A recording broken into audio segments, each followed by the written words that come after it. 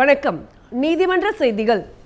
தேனி மாவட்ட சட்டப்பணிகள் ஆணைக்குழு சார்பில் குழந்தை தொழிலாளர் முறை எதிர்ப்பு தினத்தை முன்னிட்டு விழிப்புணர்வு கையெழுத்து இயக்கம் தேனி பழைய பேருந்து நிலையத்தில் கடந்த 12/6/2024 அன்று நடைபெற்றது.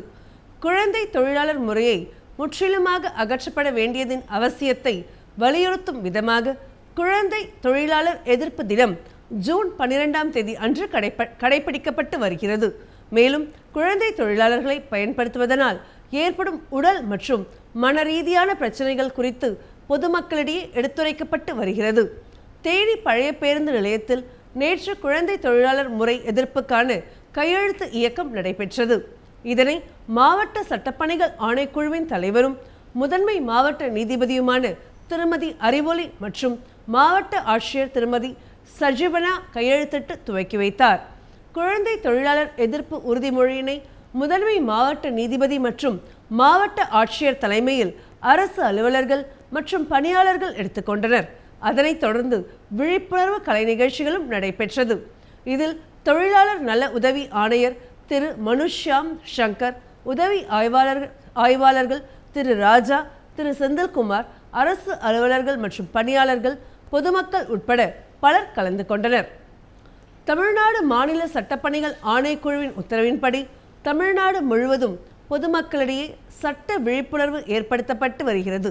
அதன் ஒரு பகுதியாக தூத்துக்குடி மாவட்ட சட்டப்பணிகள் ஆணைக்குழுவின் சார்பில் கடந்த 11/6/2024 அன்று தூத்துக்குடி தாலுகாவிற்கு உட்பட்ட தூத்துக்குடி மார்க்கெட், பேருந்து நிலையம், முத்தையாபுரம், முள்ளக்குடி, கலன்கரை, கோரம்பள்ளம், மரவன் மடம் உட்பட 19 இடங்களிலும், திருச்செந்தூர் வட்ட சட்டப்பணிக்குழு சார்பில் கடந்த 10/6/2024 அன்று அதன் தாலுகாவிற்கு உட்பட்ட 18 இடங்களிலும், ஸ்ரீவைகுண்டம் வட்ட சட்டப்பணிக்குழு சார்பில் அதன் தாலுகாவிற்கு உட்பட்ட 16 கிராமங்களிலும், கடந்த 11/6/2024 அன்று ஒட்டப்பிடாரம் வட்ட சட்டப்பணிக்குழு சார்பில் அதன் தாலுகாவிற்கு உட்பட்ட 15 கிராமங்களில் விழிப்புணர்வு பிரச்சார வாகனம் மூலம் பொதுமக்களிடம் சட்ட விழிப்புணர்வு ஏற்படுத்தப்பட்டது. இதனைத் தொடர்ந்து ராமநாதபுரம் மாவட்ட சட்டப்பணிகள் ஆணைக்குழு மற்றும் திருவாடானை வட்ட சட்டப்பணிகள் குழுவின் சார்பில் கடந்த 13/6/2024 அன்று அதன் தாலுகாவிற்கு உட்பட்ட 34 கிராமங்களிலும், 12/6/2024 அன்று முதுகலத்தோர் மற்றும் கடலாடி வட்ட சட்டப்பணிகள் குழு சார்பில் 34 கிராமங்களிலும் விழிப்புணர்வு பிரச்சார வாகனம் மூலம் பொதுமக்களிடம் சட்ட விழிப்புணர்வு ஏற்படுத்தப்பட்டது. மேலும் 14/6/2024 மற்றும் 15/6/2024 ஆகிய நாட்களில் சிவகங்கை மாவட்ட சட்டப்பணிகள் ஆணைக்குழு சார்பில் சிவகங்கை தாலுகாவிற்கு உட்பட்ட 14 இடங்களிலும், திருப்பத்தூர் வட்ட சட்டப்பணிகள் குழு சார்பில் 14 இடங்களிலும், காரைக்கால் வட்ட சட்டப்பணிகள் குழு சார்பில் 13 இடங்களிலும், இளையான்குடி வட்ட சட்டப்பணிகள் குழு சார்பில் அதன் தாலுகாவிற்கு உட்பட்ட 15 இடங்களிலும் விழிப்புணர்வு பிரச்சார வாகனம் மூலம் பொதுமக்களிடம் சட்ட விழிப்புணர்வு ஏற்படுத்தப்பட்டது. இதில் சட்ட ஆலோசனை பெறுவது, சட்டப்பணிகள் ஆணைக்குழுவின் செயல்பாடுகள், அடிப்படை சட்டங்கள் குறித்தும் பொதுமக்களிடம் விழிப்புணர்வு ஏற்படுத்தப்பட்டு துண்டு பிரசுரங்கள் பொதுமக்களிடம் வழங்கப்பட்டது. இந்நிகழ்வில் நீதிபதிகள், பட்டியல் வழக்கறிஞர்கள், சட்டப்பணிகள் ஆணைக்குழுவின் பணியாளர்கள், சட்ட தன்னார்வலர்கள் மற்றும் பொதுமக்கள் உட்பட பலர் கலந்து கொண்டனர். வழக்காடிகள் பயன்பெறும் வகையில் மாண்புமிகு உச்ச நீதிமன்றத்தில் நிலுவையில் உள்ள வழக்குகளை மக்கள் நீதிமன்றத்தில் முடித்துக்கொள்ள ஏதுவாக சிறப்பு மக்கள் நீதிமன்றம் வருகின்ற 29/7/2024 முதல் 3/8/2024 வரையிலான வாரத்தில் நடைபெற உள்ளதால் வழக்காடிகள் இந்த வாய்ப்பினை பயன்படுத்தி கொள்ளுமாறு தமிழ்நாடு மாநில சட்டப்பணிகள் ஆணைக்குழு சார்பாக கேட்டுக்கொள்ளப்படுகிறது. மேலும் விவரங்களுக்கு அருகில் உள்ள மாநில, மாவட்ட சட்டப்பணிகள் ஆணைக்குழுவிலோ, வட்ட சட்டப்பணிகள் குழுவியையோ அல்லது தமிழ்நாடு மாநில சட்டப்பணிகள் ஆணைக்குழு உதவி எண்ணிலோ 04425342441, 25343363 மற்றும் 1510 இலவச அழைப்பு எண்ணிலோ TNSLSA SPL Lok Adalat LOKADALAT என்ற மின்னஞ்சல் முகவரியிலோ தொடர்பு கொள்ளலாம். உலக குழந்தை தொழிலாளர் ஒழிப்பு தினத்தை முன்னிட்டு விருதுநகர் மாவட்ட சட்டப்பணிகள் ஆணைக்குழு, தொழிலாளர் நலத்துறை மற்றும் வேர்ல்ட் விஷன் இந்தியா சார்பில் சட்ட விழிப்புணர்வு முகாம் கடந்த 12/6/2024 அன்று மாவட்ட நீதிமன்ற வளாகத்தில் நடைபெற்றது. இம்முகாமில் முதன்மை மாவட்ட நீதிபதியும் மாவட்ட சட்டப்பணிகள் ஆணைக்குழுவின் தலைவருமான திரு கே ஜெயக்குமார் தலைமை உரையாற்றினார். முன்னதாக குழந்தை தொழிலாளர் முறை ஒழிப்பு குறித்த விழிப்புணர்வு பிரச்சார வாகனத்தை கொடியசைத்து தொடங்கி வைத்தார். மேலும் அவரது தலைமையுரையில் மாவட்டத்தில் குழந்தை தொழிலாளர் முறையை ஒழிக்க மாவட்ட சட்டப்பணிகள் ஆணைக்குழு பல்வேறு முயற்சிகளை மேற்கொண்டு வருகிறது. பொதுமக்கள் தங்கள் குழந்தைகளை வேலைக்கு அனுப்பாமல் அவர்களை பள்ளிக்கு அனுப்ப வேண்டும். குழந்தைகள் கல்வி கற்று அவர்கள் வாழ்க்கையில் முன்னேற நாம் பாடுபட வேண்டும். குறிப்பாக குழந்தைகளை பட்டாசு தொழிற்சாலைகளுக்கு வேலைக்கு அனுப்புவதை தடுக்க வேண்டும். மேலும் இந்த பிரச்சார வாகனம் கிராமங்கள் மற்றும் நகரங்களில் சென்று குழந்தை தொழிலாளர் முறையை ஒழிப்பது குறித்த விழிப்புணர்வை ஏற்படுத்தும். ஏதேனும் குழந்தை தொழிலாளர் இருந்தால் பொதுமக்கள் அவர்களை மீட்க 1098 என்ற இலவச எண்ணிற்கு அழைத்து அந்த குழந்தையை மீட்க உதவி செய்ய வேண்டும் என்று பேசினார். இந்நிகழ்ச்சியில் நீதிபதிகள், நீதிமன்ற பணியாளர்கள், பொதுமக்கள் உட்பட பலர் கலந்து கொண்டனர். மேலும் இம்முகாமில் குழந்தை தொழிலாளர் ஒழிப்பு குறித்து உறுதிமொழியும் எடுக்கப்பட்டது. உலக சுற்றுச்சூழல் தினத்தை முன்னிட்டு அரியலூர் மாவட்ட சட்டப்பணிகள் ஆணைக்குழுவின் சார்பில் அரியலூர் அரசு தொழிற்பயிற்சி நிலையத்தில் விழிப்புணர்வு நிகழ்ச்சி கடந்த 6/6/2024 அன்று நடைபெற்றது. இந்நிகழ்ச்சியில் அரியலூர் மாவட்ட சட்டப்பணிகள் ஆணைக்குழுவின் தலைவரும் முதன்மை மாவட்ட நீதிபதியுமான திரு கிறிஸ்டோபர் தலைமை வகித்து பேசியதாவது: மனிதர்களுக்கு முன்பே பல்வேறு உயிரினங்களும் தாவரங்களும் தோன்றிவிட்டன. சிறப்பான சூழலில் கட்டமைப்பு கொண்ட இயற்கையை வளர்ச்சி என்ற பெயரில் மனிதர்கள் அழித்து வருகின்றனர். இயற்கைக்கானது மட்டுமே ஆகும். மனித குலம்தான் இயற்கையை சார்ந்து வாழ்ந்து வருகிறது. சுற்றுப்புற சூழலை நாம் சரியாக பேணி காக்காததால் தான் தற்பொழுது நடந்து வரும் அசாதாரணமான பருவநிலை மாற்றங்களை நாம் கண்கூடாக பார்த்து வருகிறோம். நமது இயற்கையை பாதுகாப்பது நம் ஒவ்வொருவரின் கடமை. அந்த கடமையை அரசு செய்யும், சில நிறுவனங்கள் செய்யும் என்று பாராமல் மக்கும் குப்பை, மக்காத குப்பை என்று தனித்தனியாக பிரிப்பது, பிளாஸ்டிக் பயன்பாட்டை தவிர்ப்பது, எரிபொருள் சிக்கனத்தை கடைபிடிப்பது, கழிவுகள் சுத்திகரிப்பு, மேலாண்மையை பயன்படுத்துவது என்று தனிமனிதன் ஒவ்வொருவரும் உறுதி கொண்டு செயல்பட வேண்டும். இயற்கையை நேசிக்கும் அளவுக்கு பேணி காக்கவும் செய்ய வேண்டும். சுத்தமான காற்றுக்கும் மழைக்குமான சாவி மனிதர்களிடத்தில்தான் உள்ளது. அதை நாம் தான் முறையாக பயன்படுத்த வேண்டும் என்று பேசினார். இதனைத் தொடர்ந்து அரியலூர் அரசு தொழிற்பயிற்சி வளாகத்தில் மரக்கன்றுகள் நடப்பட்டது.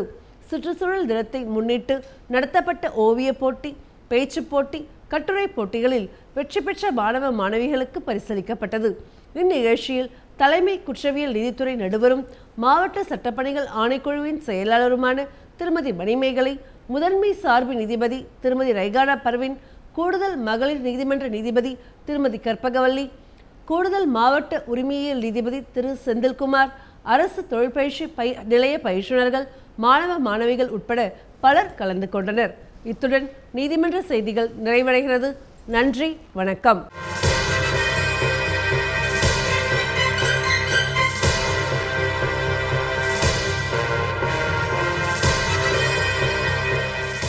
வணக்கம். சட்ட தகவல்கள். இந்தியாவில் பெண்களுக்கு எதிரான பல குற்றங்கள் நாளுக்கு நாள் அரங்கேறி வருகிறது. சொந்த வாழ்க்கை முதல் பொது வாழ்க்கை என எங்கு சென்றாலும் பெண்கள் சந்திக்கும் பிரச்சனைகள் ஏராளம். இந்நிலையில்தான் பெண்களின் பாதுகாப்பு மற்றும் முன்னேற்றத்திற்காக இந்திய அரசியலமைப்பு பல தனித்துவமான உரிமைகளை அவர்களுக்கு வழங்குகிறது. குடும்ப வன்முறையிலிருந்து பெண்களை பாதுகாக்கும் சட்டம் 2005, வரதட்சணை தடை சட்டம் 1961, பெண்களின் அநாகரிகமான பிரதிநிதித்துவம் தடை சட்டம் 1986, பணியிடத்தில் பெண்களுக்கு ஏற்படும் பாலியல் துன்புறுத்தல் தடுப்பு தடை மற்றும் நிவாரண சட்டம் 2013 மற்றும் இந்து திருமண சட்டம் ஆகியவை துஷ்பிரயோகம், துன்புறுத்தல் மற்றும் வன்முறைக்கு எதிரான பெண்களின் உரிமைகளை திறம்பட செயல்படுத்துவதற்கான பல சட்டங்கள் உள்ள நிலையில் இந்தியாவில் பெண்களை பாதுகாக்கும் சட்டங்கள் இங்கே விரிவாக தெரிந்து கொள்வோம். பணியிடத்தில் பெண்களுக்கு எதிரான பாலியல் துன்புறுத்தல் தடுப்பு, பாதுகாப்பு மற்றும் நிவாரண சட்டம் 2013. பணியிடத்தில் பெண்களுக்கு எதிரான பாலியல் துன்புறுத்தல் தடுப்பு, பாதுகாப்பு மற்றும் நிவாரணம் சட்டம் 2013. இந்த சட்டமானது பணியிடத்தில் பெண்களுக்கு எதிரான பாலியல் துன்புறுத்தலிலிருந்து பெண்களுக்கு பாதுகாப்பு அளித்து பாதுகாப்பான சூழ்நிலையை உருவாக்குவதற்காக 2013ஆம் ஆண்டு அமல்படுத்தப்பட்டது. இந்த சட்டம் முறைசார் மற்றும் முறைசாரா துறைகள் உள்ளிட்ட எந்த ஒரு நிறுவனம், அரசு மற்றும் பொது துறைகளுக்கும் பொருந்துகிறது. இது ஒரு பெண்ணின் வேலை வாய்ப்புகளுக்கான மறைமுகமாக அல்லது வெளிப்படையான வாக்குறுதி அல்லது மிரட்டல் அல்லது அவருடைய ஆரோக்கியம் அல்லது பாதுகாப்பை பாதிக்கக்கூடிய வகையில் விரோதமான பணிச்சூழலை உருவாக்குதல் அல்லது அவமானகரமாக நடத்துதல் ஆகிய சூழ்நிலைகளையும் சேர்த்தது என பணியிடத்தில் செய்யப்படும் பாலியல் துன்புறுத்தலுக்கான விரிவான வரையறையை அளிக்கிறது. வயது அல்லது பதவி நிலையை பொருட்படுத்தாமல் அமைப்புசார் அல்லது அமைப்பு சாரா துறைகளில் இருந்தாலும், அரசு அல்லது தனியார் துறையாக இருந்தாலும், வாடிக்கையாளர்கள் உள்ளிட்ட அனைத்து பெண்களுக்கும் பாதுகாப்பு அளிக்கிறது. வீட்டு பணியாளர்களுக்கும் இந்த சட்டத்தின் எல்லைக்குள் கொண்டு வரப்பட்டுள்ளனர். பணியிடம் என்பது போக்குவரத்து உட்பட வேலை நேரத்தின் போது பணியாளர் செல்கின்ற எந்த ஒரு இடமும் என விரிவுபடுத்தப்படுகிறது. உள்ளார்ந்த புகார்கள் குழு ICC மற்றும் உள்ளூர் புகார்கள் குழு LCC ஆகியவற்றின் வடிவத்தில் ஒரு நிவாரண செயல்முறையை இந்த சட்டம் வழங்குகிறது. உரிமையாளருக்கு இந்த சட்டம் பாலியல் துன்புறுத்தல்கள் இல்லாத சூழ்நிலையை உருவாக்க வேண்டிய பொறுப்பை வழங்குகிறது. உரிமையாளர்கள் இந்த சட்டத்தின் விதிகளை பற்றி பணியாளர்கள் அறிந்து கொள்வதற்காக முறையான இடைவேளைகளில் ஒர்க் ஷாப்புகளையும் விழிப்புணர்வு நிகழ்ச்சிகளையும் நடத்த வேண்டும் மற்றும் உள்ளார்ந்த குழுவின் அரசியல் நிர்ணயம் மற்றும் பாலியல் துன்புறுத்தலுக்கான தண்டனை விவரங்கள் பற்றிய அறிவிப்புகளை தெரியப்படுத்த வேண்டும். வரதட்சணை தடை திருத்தச் சட்டம் 1984 வரதட்சணை பழக்கத்தை ஒழிப்பதற்காக 1961ஆம் ஆண்டு வரதட்சணை தடுப்பு சட்டம் இயற்றப்பட்டது. வரதட்சணை கொடுப்பது மற்றும் வாங்குவது இரண்டும் இந்த சட்டத்தின் மூலம் தடை செய்யப்படுகிறது. இந்த சட்டம் அவ்வப்போது திருத்தப்பட்டு வருகிறது. வரதட்சணை தடுப்பு திருத்தச் சட்டம் 1984ஐ தொடர்ந்து இந்த சட்டத்தின் குறிக்கோள்களை நிறைவேற்றுவதற்காக 1986இல் வரதட்சணை தடுப்பு, மணமகன் மற்றும் மணமகளின் பரிசு பொருட்களின் பட்டியலை பராமரித்தல் விதிகள் உருவாக்கப்பட்டன. இந்த சட்டம் ஒரு திருமணத்தின் ஒரு தரப்பால் மற்றொரு தரப்புக்கு அல்லது இரண்டு தரப்பில் ஏதேனும் ஒரு தரப்பு பெற்றோருக்கு நேரடியாகவோ அல்லது மறைமுகமாகவோ கொடுக்கப்படும் அல்லது கொடுக்க ஒப்புக்கொள்ளப்படும் எந்த ஒரு சொத்து அல்லது விலையுறந்த பொருட்களை வரதட்சணை என வரையறுக்கிறது. வரதட்சணை கொடுப்பது அல்லது வாங்குவதற்குமான அல்லது வரதட்சணை கொடுப்பது மற்றும் வாங்குவதற்கு உடந்தையாக இருப்பதற்குமான தண்டனை 15,000 ரூபாய் அல்லது அந்த வரதட்சணை மதிப்பின் தொகை எது அதிகமோ அந்த அளவு அபராதத்துடன் 5 வருடங்களுக்கு குறையாத சிறை தண்டனை ஆகும். மணப்பெண் அல்லது மணமகனின் பெற்றோர் அல்லது பிற உறவினர்கள் அல்லது காப்பாளரிடம் நேரடியாகவோ அல்லது மறைமுகமாகவோ வரதட்சணை கேட்பது 10,000 ரூபாய் வரையிலான அபராதத்துடன் 2 வருடங்கள் வரை நீட்டிக்கக்கூடிய 6 மாதங்களுக்கு குறையாத சிறை தண்டனை விதிக்கக்கூடிய குற்றமாகும். மகன் அல்லது மகள் அல்லது எந்த ஒரு உறவினரின் திருமணத்துக்காக சொத்து அல்லது பணம் அல்லது இரண்டிலும் பங்கு தருவதாக அல்லது வியாபாரத்தில் பங்கு தருவதாக அல்லது வேறு வகையில் தருவதாக விளம்பரத்தின் மூலமாக அளிக்கப்படும் சலுகைகள் 15,000 ரூபாய் வரையிலான அபராதத்துடன் 5 வருடங்கள் வரை நீட்டிக்கக்கூடிய 6 மாதங்களுக்கு குறையாத சிறை தண்டனை விதிக்கக்கூடிய தண்டனைக்குரிய குற்றமாகும். வரதட்சணை கொடுக்க மற்றும் வாங்க செய்யப்படும் எந்த ஒரு ஒப்பந்தமும் செல்லாது. பரிசு பொருட்களின் பட்டியலானது உறுதிமொழி அஃபிடவிட் வடிவத்தில் நோட்டரி சான்று பெற்று பாதுகாப்பு அதிகாரியால் அல்லது வரதட்சணை தடுப்பு அதிகாரியால் கையொப்பமிடப்பட்டு 2 தரப்பினரும் வைத்துக் கொள்ள வேண்டும். இதை செய்ய தவறினால் மணமகனும் மணமகளும் மட்டுமல்லாமல் அவர்களின் பெற்றோருக்கும் 3 ஆண்டு சிறை தண்டனை உட்பட கடுமையான தண்டனை கிடைக்கும். குழந்தை திருமண சட்டம் 2006 இந்த சட்டம் தொடங்குவதற்கு முன்பாகவோ அல்லது பின்னரோ நடத்தப்பட்ட ஒவ்வொரு குழந்தை திருமணமும் திருமண சமயத்தில் குழந்தையாக இருந்து ஒப்பந்தத்தில் ஈடுபடுகின்ற தரப்பின் விருப்பத்தின் பேரில் ரத்து செய்யக்கூடியதாக இருக்கும்.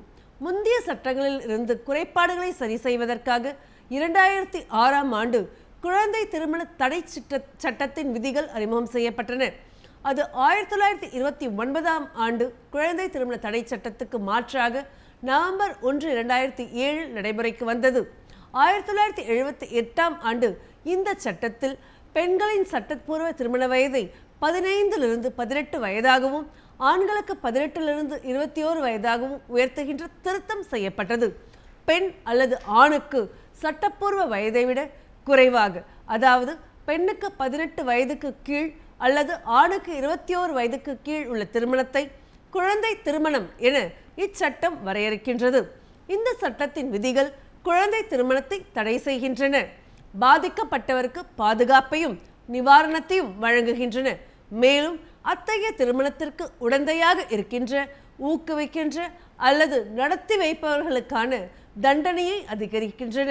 மேலும் இந்த சட்டமானது நடவடிக்கை எடுப்பது மூலம் குழந்தை திருமணத்தை தடுத்து வழக்கு தொடுப்பதற்கான ஆதாரங்களை சேகரிக்கவும், குழந்தை திருமணத்தை ஊக்குவிக்கவோ அல்லது உதவி செய்யவோ அல்லது திருமண சடங்கு நடத்த அனுமதிக்கவும் வேண்டாம் என்று உள்ளூர் வாசிகளுக்கு ஆலோசனை கூறுவதற்கும் குழந்தை திருமண தடுப்பு அதிகாரிகளை நியமிக்குமாறும் அறிவுறுத்துகிறது. அவர்களின் கடமைகளில் இத்தகைய குழந்தை திருமணத்தின் தீமைகளை பற்றி விழிப்புணர்வை ஏற்படுத்துவது, இந்த பிரச்சனையை சமூகத்துக்கு உணர்த்துவது, அரசு வழிகாட்டக்கூடிய நேரத்தில் குறிப்பிட்ட கால இடைவெளியில் பலன்கள் மற்றும் புள்ளி விவரங்களை அளித்தல் ஆகியவை அடங்குகின்றன. திருமணம் நடைபெறும் சமயத்தில் குழந்தையாக இருந்த திருமணத்தின் ஒரு ஒப்பந்த தரப்பு மட்டுமே ரத்து செய்கின்ற உத்தரவு மூலம் அந்த குழந்தை திருமணத்தை ரத்து செய்வதற்கான மனுவை மாவட்ட நீதிமன்றத்தில் தாக்கல் செய்யலாம். மனு தாக்கல் செய்யும் நேரத்தில் அந்த மனுதாரர் ஒரு மைனராக இருந்தால் குழந்தை திருமண தடுப்பு அதிகாரியிடம் அவருடைய பாதுகாவலர் அல்லது அவருடைய பிரதிநிதியால் மனு தாக்கல் செய்யப்படலாம். இந்த பிரிவின் கீழ் வழங்கப்படும் மனுவை எந்த நேரத்திலும், ஆனால் மனுவை தாக்கல் செய்கின்ற குழந்தை மேஜராகி 2 வருடங்களுக்கு பூர்த்தி அடைவதற்கு முன்பாக தாக்கல் செய்யலாம். இந்த பிரிவின் கீழ் ஒரு ரத்து செய்யும் உத்தரவை வழங்கும் வேளையில் மாவட்ட நீதிமன்றம் மற்றொரு தரப்புக்கு, அவருடைய பெற்றோர் அல்லது பாதுகாவலருக்கு ஒருவேளை இருக்கும் பட்சத்தில் அடுத்த தரப்பிடம் இருந்து திருமணம் நடைபெறும் சமயத்தில் அவர்கள் பெற்றுக்கொண்ட பணம், விலையுறந்த பொருட்கள், ஆபரணங்கள் மற்றும் பிற பரிசு பொருட்களை அல்லது அந்த விலையுறந்த பொருட்கள், ஆபரணங்கள், பிற பரிசு பொருட்கள் மற்றும் பணத்திற்கு இணையான தொகையை திருப்பி கொடுக்குமாறு அந்த திருமணத்தின் 2 தரப்பு அல்லது அவர்களின் பெற்றோர் அல்லது அவர்களுடைய பாதுகாவலர்களுக்கு அறிவுறுத்துகின்ற ஆணையை பிறப்பிக்கும். குழந்தை திருமண ஒப்பந்தத்தில் ஈடுபடுகின்ற 18 வயதுக்கு மேற்பட்ட ஆணாக உள்ள ஒருவருக்கு 2 வருடங்கள் வரை நீட்டிக்கக்கூடிய சிறை தண்டனையும், கடுங்காவல் அல்லது 1 லட்சம் ரூபாய் வரையிலான அபராதம் அல்லது இரண்டும் விதிக்கப்படும். எந்த ஒரு குழந்தை திருமணத்தை செய்து கொள்கின்ற, நடத்துகின்ற, வழி நடத்துகின்ற அல்லது உடந்தையாக இருக்கும் நபருக்கு அந்த திருமணம் ஒரு குழந்தை திருமணம் அல்ல என அவர் நினைத்தார் என்பதற்கான காரணங்களை அவர் நிரூபிக்க தவறும் பட்சத்தில் 2 வருடங்கள் வரை நீட்டிக்கக்கூடிய கடுங்காவல் தண்டனை மற்றும் 1 லட்சம் ரூபாய் வரை அபராதம் விதிக்கப்படும். குழந்தை திருமணத்தில் ஒரு குழந்தை ஈடுபடும் போது அந்த திருமணத்தை ஊக்குவிக்கின்ற அல்லது அந்த சடங்கு நடைபெற அனுமதிக்கின்ற அல்லது குழந்தை திருமணத்தில் கலந்து கொள்ளுதல் அல்லது பங்கெடுத்தல் உள்ளிட்ட வேண்டுமென்றே அதை தடுக்க தவறுகின்ற பெற்றோர்கள் அல்லது பாதுகாவலர் அல்லது வேறு ஏதேனும் நபர் அல்லது வேறு ஏதேனும் நிலை சட்ட ரீதியாக அல்லது சட்டத்திற்கு முரணாக ஒரு நிறுவனத்தின் உறுப்பினர் எவரேனும் அல்லது நபர்களின் சங்கம் உள்ளிட்ட குழந்தை மீது அதிகாரம் கொண்ட எந்த ஒரு நபருக்கும் 2 வருடங்கள் வரை நீட்டிக்கக்கூடிய கடுங்காவல் தண்டனையும் மேலும் 1 லட்சம் ரூபாய் வரை அதிகரிக்கக்கூடிய அபராதமும் விதிக்கப்படும். நேயர்களை, சட்டம் சம்பந்தமான கேள்விகளை அனுப்ப வேண்டிய முகவரி: உறுப்பினர் செயலாளர், தமிழ்நாடு மாநில சட்டப்பணிகள் ஆணைக்குழு, வடக்கு கோட்டை சாலை, மெட்ராஸ் உயர்நீதிமன்ற வளாகம், சென்னை 600104. இந்நிகழ்ச்சிகளை யூடியூபில் பார்க்க டிடி தமிழ் நீதிமன்ற செய்திகள் என்ற பக்கத்தில் பார்க்கலாம். மேலும் சட்ட உதவிக்கு தேசிய சட்டப்பணிகள் ஆணைக்குழு உதவி எண் 151000 என்ற எண்ணை தொடர்பு கொள்ளவும். இத்துடன் சட்ட செய்திகள் நிறைவடைகிறது. நன்றி, வணக்கம்.